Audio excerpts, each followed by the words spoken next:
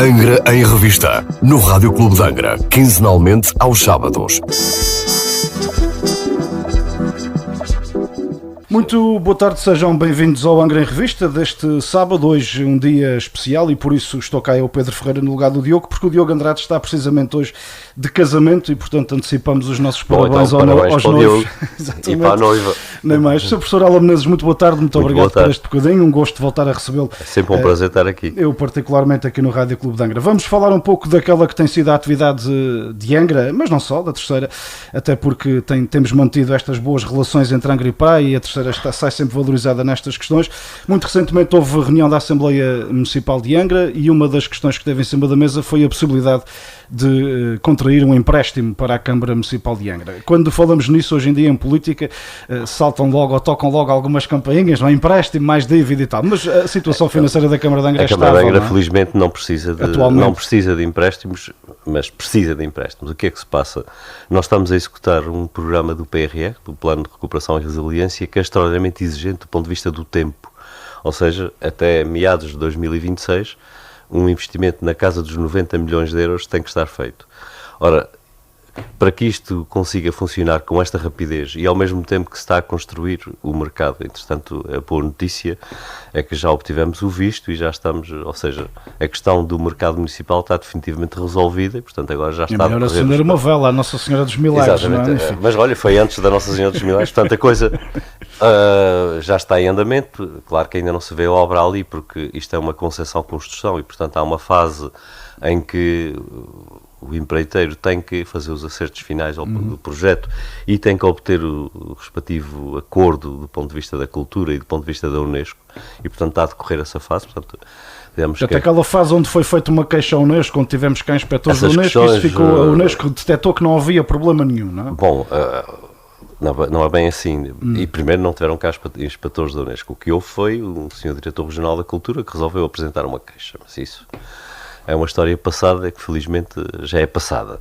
O que aconteceu a seguir foi que da parte quer da Unesco, quer da Direção-Geral da Cultura, que tinha, mas a parte mais extraordinária é que da parte da Direção-Geral da Cultura tinha havido um parecer positivo, embora sem a concordância do Sr. Diretor Regional, que entretanto, enfim.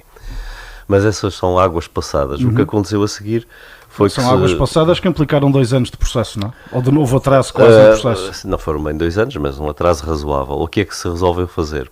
Dada a complexidade do assunto, usar um processo especial de contratação pública, chamada concessão-construção, em que o adjudicatário fica com a obrigação, além de construir a obra, que é o objetivo final, de fazer os acertos e de produzir os projetos que forem necessários. Essa, digamos, a primeira fase já foi feita, ou seja, o adjudicatário já apresentou à Câmara a sua proposta de projeto, a Câmara já o aprovou, agora o adjudicatário está com as outras entidades, nomeadamente a Direção-Geral da Cultura, que é o interlocutor no processo, a obter o necessário acordo. Quando isso acontecer, pois será feita a demolição do atual mercado e será feita a construção do novo. E, entretanto, aqueles lojistas, digamos assim, que lá estão, aqueles o que é que lhes vai acontecer? Vamos ter algum mercado substituto? Não, chegou-se à conclusão que isso era demasiado caro e demasiado complicado. A vasta maioria deles já foram indemnizados, ou seja, deu-se-lhe uma ajuda para eles orientarem a sua vida. A maior parte deles já eram pessoas com a sua idade e, portanto, aproveitaram para se retirar do negócio. Os outros, a parte final, a Assembleia Municipal, esta última sessão da Assembleia, esta mesma que estávamos a falar do empréstimo, também aprovou uma alteração ao regulamento para os talhos e peixarias, porque tem investimentos muito elevados do ponto de vista dos equipamentos, das questões daqueles arcas, frios, essas coisas todas. Com participação maior, que já se chegou a acordo com eles todos, e portanto nesta altura ainda não se assinaram os contratos, estamos em vias de assinar os contratos para que todos fiquem com a sua vida resolvida. O que quer dizer que quando chegar à altura, que nós esperamos que seja na próxima primavera, de deitar o mercado abaixo, já não haverá nenhum problema com ninguém que lá esteja. Portanto, até mais ou menos março, abril do ano que vem, o mercado funcionará como está, a partir daí, nós não temos mais uma coisa, data, menos coisa. Sim, não temos uma data certa, porque depende da rapidez com que os projetos venham a ser aprovados. Portanto, está a decorrer esse processo, o processo tem as suas dificuldades, nós sabemos da experiência anterior, e portanto temos que dar também tempo ao empreiteiro para fazer o que tem que fazer. depois o mercado começará. Revisitando um bocadinho esta... Mas isto, eu queria voltar ao empréstimo. Já lá vamos, mas já agora que fomos ao mercado, porque o mercado tenho aqui a nota do empréstimo. Exatamente, mas já que falamos por aí, que entramos por aí, revisitando só um pouco o projeto, o que é que será o novo mercado municipal? O novo mercado será essencialmente um grande parque de estacionamento subterrâneo, uma garagem subterrânea, portanto com cerca de... Portanto, por baixo daquilo que nós hoje estamos habituados a ver. A ver o mercado, ou seja, a um nível mais baixo, ou seja, com a entrada ali para aquela ruazinha ao lado do Nilo das Ferragens. Sim. Entrando por ali, em vez de ficar a subir, ficar à direita, portanto, para ganhar um bocadinho de cota, e ficam 2 andares de estacionamento com cerca de 240, 236 Ou seja, lugares. Um abaixo do piso atual e um no piso atual do mercado. Ligeiramente abaixo do piso atual. E depois, por cima, praticamente plano com a rua do Rego, ficará o mercado na superfície em cima. A saída do parque de estacionamento será para a rua do Rego, ou seja, as pessoas entrarão pela rua da Sé e passam por dentro do estacionamento e saem num lugar onde agora está um portão que é do seminário, ou junto ao portão do seminário. Nós também se conseguiu adquirir uma parcela do terreno do seminário que permitiu alargar substancialmente a garagem. E essa foi uma das vantagens deste processo, foi que em vez de ficarmos apenas com o espaço que tínhamos, vamos ficar com um espaço bastante maior, o que permite este número tão grande de carros estacionados ali. Só para dar uma ideia, isto significa cerca de 5 vezes a rua direita em termos de estacionamento. Portanto, traz para o centro da cidade resolve uma lacuna resolve uma lacuna e traz uma abundância de estacionamento como nós nunca tivemos, o que também vai permitir potenciar os outros negócios e as lojas no centro da cidade. O objetivo é criar aqui uma estrutura de apoio ao comércio de porta aberta que nós temos aqui no coração da cidade, criando-lhe uma capacidade de ter um estacionamento muito mais próximo. Portanto, esta é que é a grande vantagem do mercado. E claro, em cima teremos um mercado que não será exatamente igual ao atual, porque, enfim, as tendências também da utilização dos mercados... Mas com peixaria, com espaços para tudo aquilo que nós estamos habituados. Mas também terá uma outra componente que agora não temos, a parte da restauração e da comida pronta, que é uma coisa que nesta altura existe, embora pouco no mercado, mas pronto, o mercado vai sofrer uma adaptação aos tempos atuais, enfim, como todos os mercados têm vindo a acontecer. Portanto, é isso que vai acontecer. Isto significa um investimento de cerca de 12 milhões de euros. Ora, o que é que acontece?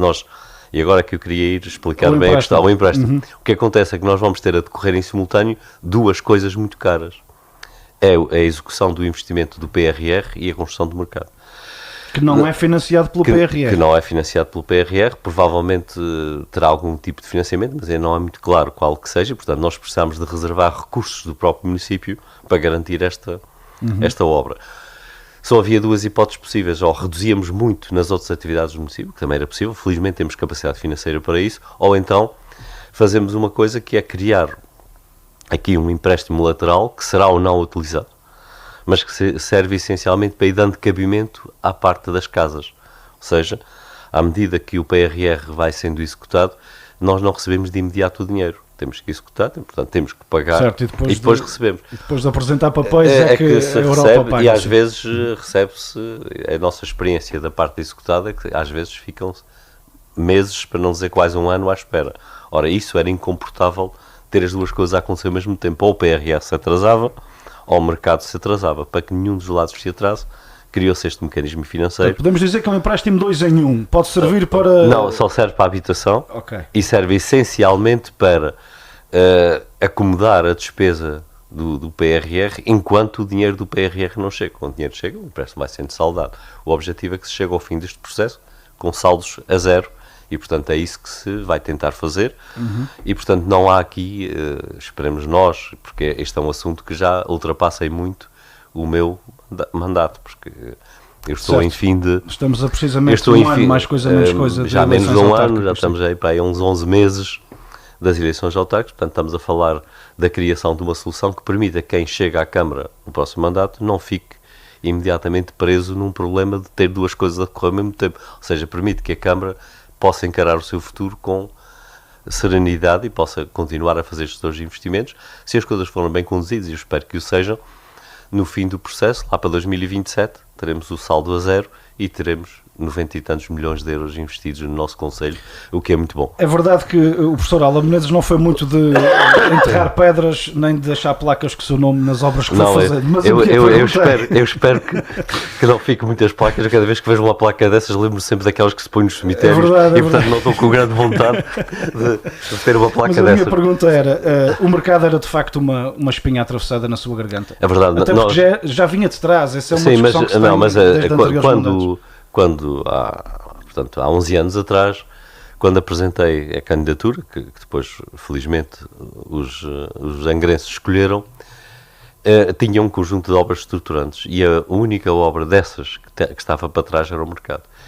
Não vou conseguir estar como Presidente da Câmara na inauguração do mercado, mas pelo menos damos conta do recado agora. O processo está a decorrer e inevitavelmente o mercado vai acontecer com mais solavanco ou menos solavanco, a coisa está a caminho.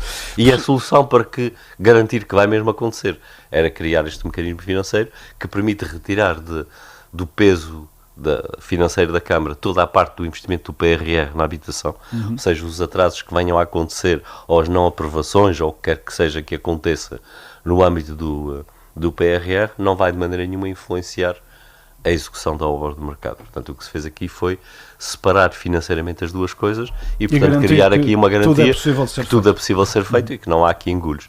E, portanto, basicamente, aquilo que eu estou a tentar fazer é cumprir a palavra dada e, portanto, aquilo que era para fazer vai ser feito. Muito bem. Professor, a Câmara Municipal de Angra, arrisco-me a dizer, será o município que melhor trabalhou no âmbito deste famoso e famigerado Plano de Recuperação e Resiliência. Não estarei longe da verdade se lhe disser que é a que mais dinheiro tem para executar no âmbito do PRR, no conjunto das 19 autarquias. Aliás, nós temos mais dinheiro do que o próprio Governo Regional do PRR. Portanto, temos uma quantia generosa para investimento e, felizmente, e aqui tenho que dar os parabéns à Sra. Vereadora Fátima Amorim, porque ela que tem tido um grande esforço de liderar este processo. Felizmente, nós já temos muitas casas entregues, muitas em vias de serem entregues e, portanto, estamos com uma excelente execução. Eu mas também diria que 90 milhões de euros não é só para a habitação, essencialmente. É tudo para a habitação, embora não seja apenas para a habitação social, também tem componentes que têm a ver com investimentos privados. Portanto, é um conjunto de investimentos, todos eles centrados na questão da habitação. E isso é importante que se diga e dá gosto de ver a maneira como as casas estão a ficar. Portanto, tem-se feito um excelente trabalho e aqui a Fátima Amorim tem realmente feito um trabalho que excede muitas expectativas, porque quando nós recebemos esta aprovação, eu diria que as expectativas, se nós conseguimos chegar à metade, já é uma felicidade, mas as coisas estão a correr bem. A determinada altura falámos aqui, precisamente os dois, sobre a possibilidade que estava colocada em cima da mesa de a própria região poder passar algumas das suas habitações sociais para a Câmara e para a Câmara poder executar na plenitude esses 90 milhões de euros. Como é que ficou este processo? Bom, depois de muitas boas vontades ficou em coisa nenhuma. Ou então seja, eram mais ou menos boas vontades? Havia boa vontade, sim senhor, mas depois as coisas não tiveram concretização e, portanto, o caminho já evolui noutro sentido. E nesta altura nós já temos o plano todo em execução. Portanto, se tudo correr conforme nós esperamos, vamos conseguir ter uma excelente execução. Aliás, nesta altura, nós devemos ser, a nível do país inteiro, um dos municípios que melhor execução tem. Portanto, as coisas estão a correr acima das expectativas e vamos ver se conseguimos manter isto, porque ainda faltam 2 anos, mais ou menos 2 anos, para a execução. Se conseguimos, nos próximos 2 anos, manter o ritmo atual, se o fizermos, vamos ter um extraordinário investimento no concelho. Mantendo uma tradição que causa também um problema, que é a tradição tem sido adjudicar estas obras a empresas locais, mas a dificuldade também é que as empresas locais já algumas estão, de facto, com calendários muito preenchidos. Não é? Nesta altura temos conseguido... Deve ser um desespero às vezes. Nesta altura temos conseguido ter o dinheiro na mão para dar à economia e depois a economia não ter capacidade de absorção. Até agora as coisas têm corrido bem. Temos sido capazes de fazer as adjudicações, embora às vezes por preços um bocadinho elevados, mas tem-se conseguido fazer. A grande dificuldade tem sido outra, é que uma boa parte das intervenções nas habitações implica que as pessoas que lá vivem tenham que sair da casa. O que quer dizer que naquele período transitório nós precisamos de encontrar uma residência alternativa para aquela família enquanto fazemos a obra. E a grande limitação, o que faz com que às vezes a obra não decorra com a velocidade que nós gostaríamos, é que não há casas disponíveis para realojamento. O que é que tem sido feito? Isto funciona em regime rotativo, ou seja, quando uma família é colocada na casa, nós começamos a obra naquela casa, logo que ela está mais ou menos pronta, a família regressa para a casa, dando lugar a outra, de maneira que se possa iniciar a obra noutra casa. Isto limita o ritmo a que a obra pode ser feita. Se não houvesse a necessidade de realojamento, nós poderíamos andar muito mais depressa. Mas pronto, foi a solução possível. A habitação tem sido, E de tem-se facto, feito o que é possível fazer. um dos temas mais falados nos últimos tempos na política, não só açoriana, mas portuguesa e até, de certo modo, europeia. Em Angra, de facto, tirando estas recuperações daquele que é o parque já existente, tem surgido algumas novas habitações particulares. Felizmente tem surgido um grande investimento na habitação. Aliás, o mercado imobiliário no nosso concelho está com uma boa dinâmica, o número de casas vendido é grande e, portanto, eu vejo, passa por mim esse processo, que praticamente todas as semanas se vende uma boa meia dúzia de casas e, portanto, o mercado está dinâmico. Eu peço desculpa da tosse, mas apanhei uma constipação que andou por aí. E, portanto, o que nós temos tido é realmente um grande dinamismo no imobiliário. Esse dinamismo traduz-se na reocupação de muitas casas que estavam vazias. Nós já tivemos uma fase em que tínhamos muita casa fechada, temos menos casas fechadas, portanto, neste momento, Angra tem apenas a antiga, ali em frente à Casa das Tias, na Rua de São João, a antiga loja das tintas, não é? Sim, há mais, que é um espaço privado. Sim, mas há mais umas tantas casas que estão fechadas ali por trás da Sé, naqueles quarteirões ali atrás, ainda há ali umas casas vazias. Mas a verdade é que Angra teve uma extraordinária regeneração urbana. Nós partimos de uma situação em que tínhamos o centro da cidade muito vazio e com muita casa abandonada, para uma situação que, nesta altura, o preço das casas no centro da cidade subiu extraordinariamente, em resposta também a uma procura que é muito forte, e praticamente todos os espaços que era possível ocupar têm vindo a ser ocupados. Ainda restam alguns, mas não são muitos. E também nas freguesias tem acontecido um bocadinho isso, portanto já houve muito mais casas vazias do que há agora, portanto isso tem corrido bem aí. Por outro lado, também no âmbito do PRR, o município está neste momento a colocar a concurso a construção de 40 novas casas, utilizando alguns terrenos que eram do município que estavam vazios aqui na zona urbana de Angra, no sentido de criar também alguma capacidade de interferir no próprio mercado.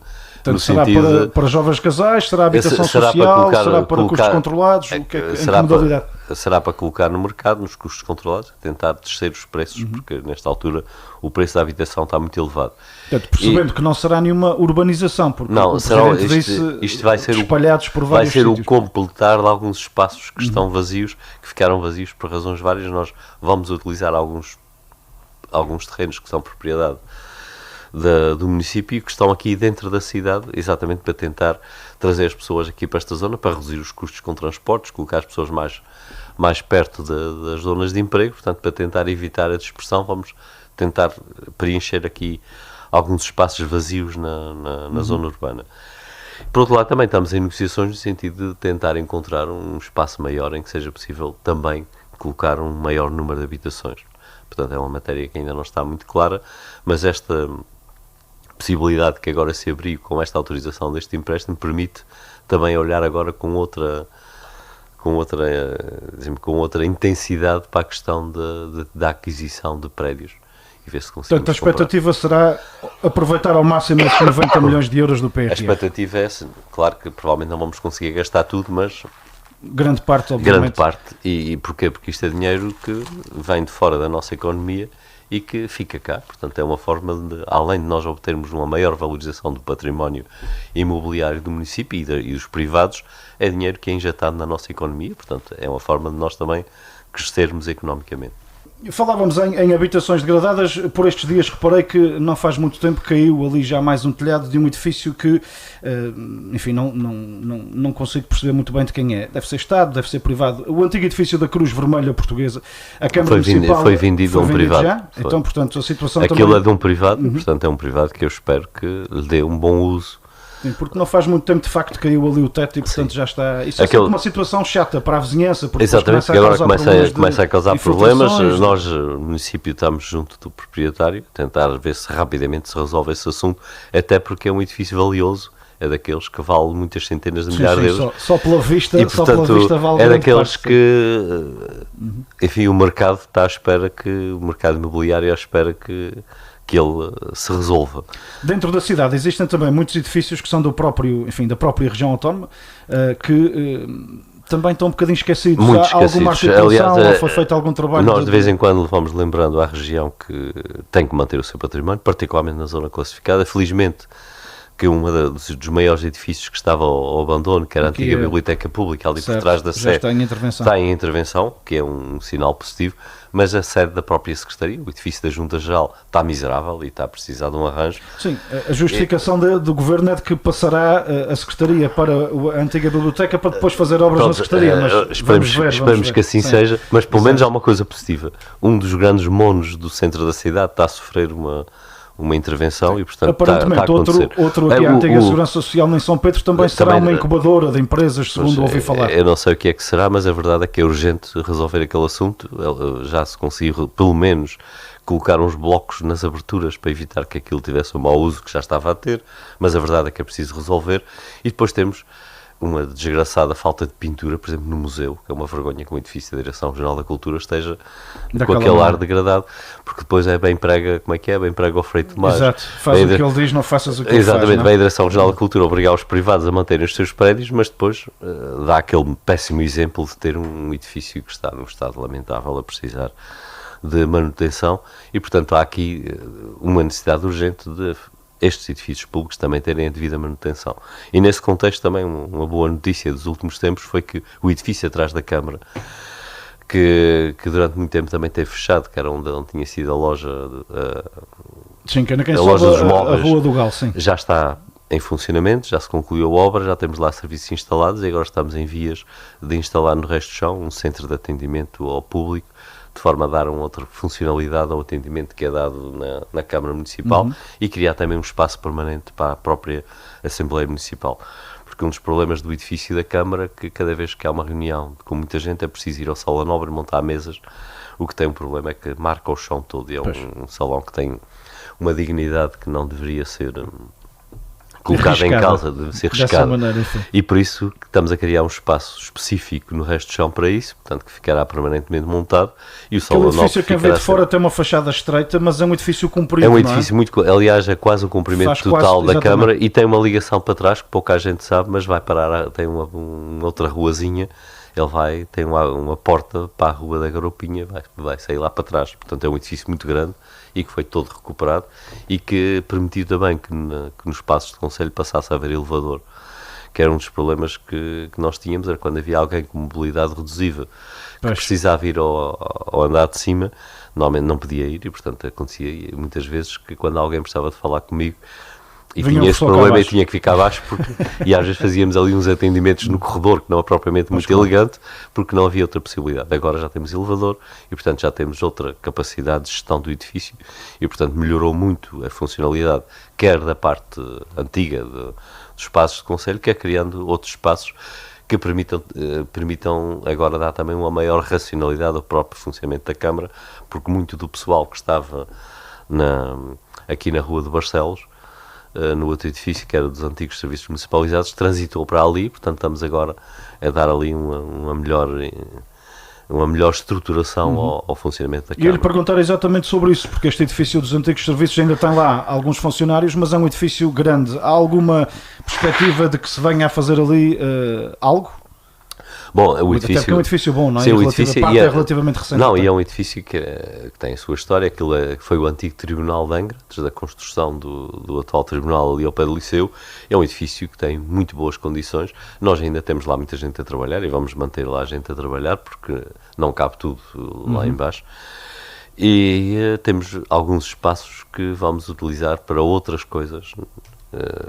Houve um acordo também com o Ministério da Justiça no sentido de criar ali um espaço voltado para as questões do consumo e daqueles tribunais arbitrais, a ver se conseguimos pôr isso de pé e vamos manter aquele edifício vivo e em funcionamento. Ele continua a servir e tem ainda lá um número muito razoável de pessoas muito a bem, trabalhar. Pensei que tinham ido quase todos para lá para cima. Foram muitos, mas não todos. O edifício sim que vai ficar vazio e que vai ser dedicado a mais um polo de desenvolvimento empresarial é o antigo edifício das Águas, do outro lado da rua, ao pé da Eda, lá em cima nas avenidas. Esse edifício é que está a ficar vazio, porque esses trabalhadores estão a ser transferidos todos para a área dos meios operacionais da Câmara, que fica no Parque Industrial. No Parque Industrial. Portanto, teremos ali, digamos, uma nova startup. Teremos um alargamento da startup, Uhum. porque a startup, entretanto, felizmente, já esgotou a sua capacidade e, portanto, agora precisamos de alargar, e aquele edifício está destinado a esse fim e, portanto, já há aqui outro caminho também a seguir. O outro edifício que a Câmara tinha, aliás, a Câmara tinha 3 edifícios nas avenidas, foi usado exatamente para a permuta daquele onde agora se fez o alargamento ao lado da Câmara, e tem neste momento, infelizmente, um hotel que gerou emprego e deu ali outra dinâmica àquela zona. O outro foi entregue à Cruz Vermelha, portanto a Cruz Vermelha instalou lá as suas instalações, lá em cima ao pé da panificação. Uhum. Essa zona, embora continue propriedade do município, permitiu que a Cruz Vermelha também centralizasse todo o seu trabalho num lugar único, e permitiu libertar o outro espaço que a Cruz Vermelha, entretanto, vendeu, e que é o tal que falámos há bocado, que caiu o teto e que estava em muito mais condições, e que permitiu rentabilizar e dar aqui uma injeção financeira ao núcleo da Cruz Vermelha que bem precisava.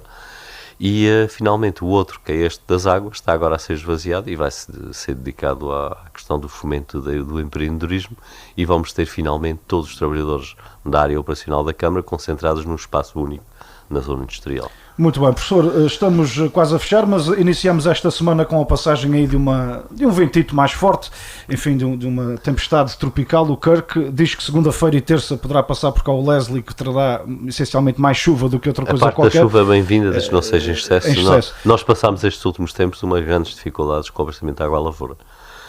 Este verão as coisas não correram da maneira como deviam ter corrido. Este continua a ser um eterno problema. E a gestão dos caminhos, não é? Porque ninguém consegue... Bom, a gestão dos caminhos é um assunto... O IROA faz, mas depois diz que as câmaras é que tem que manter, aquilo é tudo sempre uma grande confusão. O que sempre foi feito foi... Há aquele ditado que diz quem faz batiza, não é? E portanto o IROA que olhe para o ditado, e portanto aquilo que os municípios sempre tiveram como entendimento esse, aliás, que foi reforçado por uma decisão da própria Associação dos Municípios dos Açores, que unanimemente aprovou assim, foi que essa é uma responsabilidade do IROA, e o IROA, se não tiver dinheiro, pois que diga que não tem dinheiro, mas que não empurre o problema para cima dos outros. Portanto, nós fazemos o que podemos na manutenção dos caminhos. Os nossos caminhos, temos alguns que ainda não estão em bom estado, mas temos feito um grande investimento. Este ano já investimos cerca de 7 milhões de euros em caminhos municipais, e os nossos caminhos nesta altura já se destacam-se pela positiva em relação às outras redes, e vamos continuar o investimento no próximo ano. Agora, uma coisa certa, os caminhos do IROA são do IROA, e portanto o IROA que faça a favor de tomar conta deles. Até porque quando se trata de licenciar coisas ou de fazer o que quer seja no caminho, o IROA não abdica dos seus poderes. Portanto, quem manda que pague, e portanto das duas uma, ou são do IROA ou não são do IROA. Claro que eu achava que o IROA nesta altura até já podia ser extinto, porque já não faz sentido nenhum, e devíamos fazer como fizeram no continente, que é transferir tudo isso para os municípios, obviamente acompanhado do respectivo orçamento. O que não pode acontecer é que um fique com o orçamento e outro fique com a despesa. E, portanto, há essa questão a resolver. E essa questão tem a outra componente das águas, que também, em vez de estarmos a fazer separações de redes e a fazer investimentos paralelos, devíamos otimizar a gestão da água, até porque a água não conhece dono. Mas aí foi feito se bem me recordo, foi feito, digamos, um contrato. Foi feito um contrato de gestão que tem funcionado razoavelmente, mas que acho que este ano falta de chuva provocou dificuldades. Falta de chuva e falta de investimento. Porque, na verdade, nós, felizmente, nesta ilha temos água suficiente para não passar para estas aflições. Estas são aflições que não podemos atribuí-las à natureza.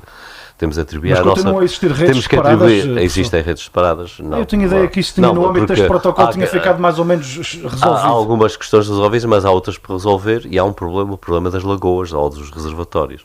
Nós, nesta altura, temos 3 grandes zonas de reservatório, que é os do Cabrito, que felizmente a coisa não tem sido complicada porque há furos que complementam e é uma zona muito rica em água. Temos outra ali por cima no Pico das Duas, por cima de São Bartolomeu e 5 Ribeiras, que se manteve mais ou menos, embora com algumas aflições, e finalmente temos umas lagoas nos Altares, que são lagoas que são propriedade do município, porque elas, quando foram construídas, não eram para abastecimento à lavoura, era para abastecimento humano, para a freguesia dos Altares e do Raminho, mas a qualidade da água não era satisfatória, e depois encontrou-se, felizmente, uma melhor solução com a colaboração do município da Praia da Vitória, que nos fornece água a partir das 4 Ribeiras. E, portanto, nós recebemos para aquelas duas freguesias, recebemos água. Depois Angra fornece ao Porto Martins a partir de São Sebastião. Portanto, há aqui Claro acordo entre os dois municípios em que nós fornecemos umas freguesias e eles fornecem-nos outras, e isso tem funcionado. Mas e, aí, portanto, aí concordo com o professor, quer dizer, devia haver uma entidade tinha única que haver para gerir e quem está vocacionado para isso, obviamente, são os municípios, até porque a prioridade ao consumo humano tem que ser sempre mantida. E, portanto, os municípios deviam tomar conta desta questão da água. Só que não é assim, o EIROA tem um orçamento para investimentos em água e não tem feito os investimentos necessários, e era necessário construir no Pico das Duas mais uma lagoa e outra nos Altares, ou em alternativa, no caso dos Altares, construir um furo, porque há boas condições para águas subterrâneas ali, e se calhar nós com vantagem podemos fazer um furo. E é um investimento que podia também ser vantajoso para o consumo humano, porque o furo podia funcionar para os dois lados, e nós pouparíamos dinheiro em energia, porque nesta altura a água de consumo vem das 4 ribeiras e é bombada pela canal do Rego acima, pela estrada acima, até um reservatório que está bastante elevado, depois a partir daí é redistribuída para os Altares e para o Raminho. Nós teríamos grandes vantagens energéticas colocando um furo perto desse reservatório e, portanto, poupávamos aí dinheiro, portanto, e ao mesmo tempo dávamos outra garantia para o consumo da lavoura num ano seco como foi este que aconteceu. Portanto, neste caso não há problemas de falta de água na ilha. O que há sim é a necessidade de investimento para completarmos esta rede. Felizmente que o município fez grandes investimentos nesta área. É um processo que começou quando o meu colega Cota Rodrigues esteve nos serviços municipalizados, que fez um conjunto de furos que se revelaram de uma utilidade extraordinária neste ano. Não fossem esses furos, nós teríamos tido falta de água, como aliás aconteceu no passado, porque este ano até foi pior, por exemplo, que 2008. Sim, choveu bastante menos. 2008 foi porque rebentaram canos e portanto, na obra da choveu também menos, e a verdade é que nós neste ano conseguimos manter o abastecimento humano todo sem qualquer restrição, porque foram feitos os furos necessários e porque também se criou uma coisa que pouca gente conhece, é que nós somos um dos poucos municípios que temos o nosso sistema praticamente todo interconectado. Nesta altura é possível enviar água desde São Sebastião até à Serreta. E, portanto, quando falta, e normalmente aqui para este lado oeste, falta água porque as nascentes que estão aqui deste lado são muito superficiais e secam rapidamente, nós conseguimos enviar água e, portanto, não faltou água na Serreta. Da mesma maneira que nos Altares e no Raminho recebem água a partir das 4 ribeiras, também não faltou. Nós, na verdade, no Concelho de Angra, neste momento só temos 2 sistemas hídricos de abastecimento. Um que cobre toda a zona sul, começando na Serreta e entrando pela praia dentro até o Porto da Praia, e outro que liga Altares, Raminho, Biscoitos e 4 ribeiras. E, portanto, estes 2 sistemas têm água suficiente para si. O que é que está a faltar? É faltar aqui criarmos na zona oeste, porque também tivemos um azar com uma lagoa que existe na Serreta e que, na sequência daquele sismo de janeiro, também se rompeu e não foi reparada a tempo, e o resultado foi que não encheu, e, portanto, nós tivemos também algumas dificuldades na Serreta que se resolveram com o município a criar um posto de abastecimento junto ao posto de recepção do leite nas Doce, portanto, já muito pertinho da Serreta, e, portanto, permitia resolver o problema aí. E no caso dos Altares e do Raminho, a coisa foi mais difícil, exigiu um grande sacrifício por parte de toda a população, porque nós tivemos que criar restrições ao abastecimento humano, ou seja, reduzir a pressão nas casas para permitir que a água chegasse à lavoura, e, portanto, a lavoura acabou por ficar, de alguma maneira, enxertada no sistema de abastecimento humano, que não é a situação ideal, e isto exigiu, enfim, algum sacrifício de todos, e também queria aproveitar para agradecer às pessoas dos Altares e do Raminho a paciência que tiveram para terem pouca pressão em casa, mas foi a forma que nós tivemos de aguentar a lavoura em funcionamento. E, no fim, nos últimos dias foi mesmo preciso recorrer ao transporte de água por caminhões para manter a lavoura abastecida. Estes são daqueles investimentos, nomeadamente essa questão da interconectividade entre todo o sistema, que dão muito poucos votos porque não se vê, não é? Não se vê, mas a verdade, por baixo do chão, exatamente, mas a verdade é que num ano seco como este, nós nas nossas casas, tirando os Altares e o Raminho, tiveram uns dias de restrição. Por alto o número de investimento que ao longo desses 11 anos fez. Foram muitos milhões de euros investidos na rede hídrica, mas deu-nos uma resiliência, é a palavra que está na moda agora, que nós nunca tivemos. Aliás, esta era uma apresentação gira do professor fazer, porque se começarmos a recordar-nos de tudo aquilo que fez por baixo do chão de Angra, há aí muita coisa nova, o desvio das hectares. Há muitas coisas que foram feitas por baixo do chão que as pessoas não veem, mas que nos trouxeram outra qualidade de vida. De facto, nós passarmos um verão seco como este, sempre que o nosso chuveirinho a funcionar na pressão plena, é um luxo que há umas décadas atrás nós não teríamos tido. E isso é o resultado também do investimento que foi sendo feito. Nós agora temos que fazer o mesmo em relação à lavoura.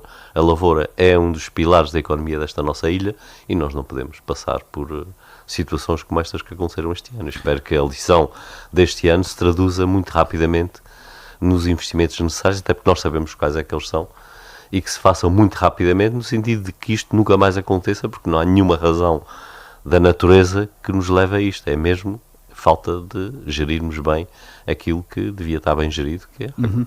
Mesmo para terminar, professor, sem querer pedir números exatos, porque sei que pode não os ter, mas médias eventualmente. Números não. É muito bonito falarmos em turismo, de facto, falamos aqui na questão da recuperação da habitação em Angra e muitas destas coisas foram para a criação de espaços turísticos de muita qualidade.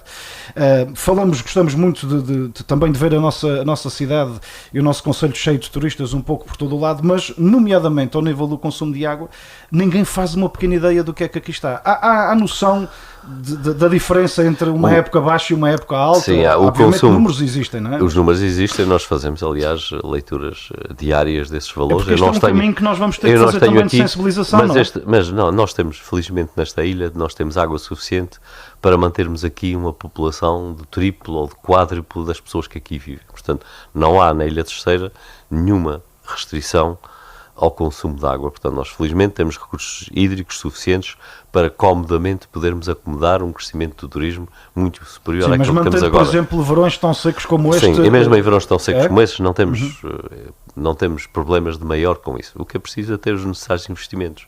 Ou seja, o problema não é a falta de água, o problema é colocar a água no lugar certo, no tempo certo. E a mesma coisa acontece em relação à lavoura. Estas aflições que nós passamos são aflições que resultam da nossa má cabeça e não da natureza. Portanto, é preciso que as coisas sejam ditas desta maneira para se perceber que não há, e às vezes nós somos um bocadinho influenciados por aquilo que vamos ouvindo a partir do continente, em que há de facto falta de água no sentido literal do termo. Aqui não há falta de água, às vezes falta-nos a água no lugar onde nós a queríamos ter. Pois. Mas para isso existem soluções técnicas. O que é preciso é continuar este processo de investimento agora na vertente agrícola, porque eu diria que na vertente do consumo humano nós estamos bastante bem. Ainda temos um investimento que está neste momento já em lançamento, que é a construção de mais uma célula de reservatório ali na Fonte da Telha. Mas aí já é para criar uma espécie de reserva em caso de termos algum problema elétrico. Ou seja, nesta altura isto tudo funciona muito bem desde que haja eletricidade, porque o sistema depende de um conjunto de bombas. Mas a EDA também está a passar dores difíceis, não é? Enfim, e se calhar qualquer dia... não, se tivéssemos uma catástrofe, se tivesse acontecer qualquer coisa de grave, nós podemos ficar com falta de água.